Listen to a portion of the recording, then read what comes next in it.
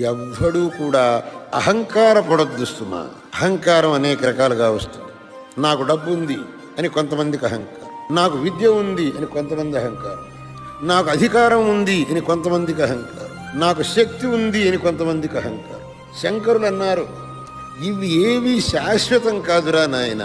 డబ్బును చూసుకొని, అధికారం చూసుకొని, బలం చూసుకొని, నీ పాండిత్యం చూసుకొని నువ్వు అహంకారపడుతున్నావు. ఇవి ఏవి శాశ్వతములు కావు. వీటిని చూసుకొని నువ్వు అహంకారపడ్డావు అని అంటే అది చాలా పెద్ద పొరపాటు. ఈ అహంకారం ఉన్నవాడు తప్పులు చేస్తాడు. వాడు ఏమనుకుంటాడు అంటే, నన్ను ఎవడేం చేస్తాడు, నా ఇష్టం, నేను ఏమన్నా చేస్తా, నా దగ్గర డబ్బు ఉంది, నా చేతులు అహంకారం ఉంది, నేను ఏమన్నా చేస్తా, నన్ను అడిగేవాడు ఎవ్వడు లేడు. నిన్ను ఇక్కడ అడిగేవాళ్ళు ఎవ్వడు లేకపోవచ్చు, నువ్వు శరీరం విడిచిపోయిన తర్వాత అడిగేవాడు ఒకడున్నాడు, వాడికి నువ్వు జవాబు చెప్పాలి.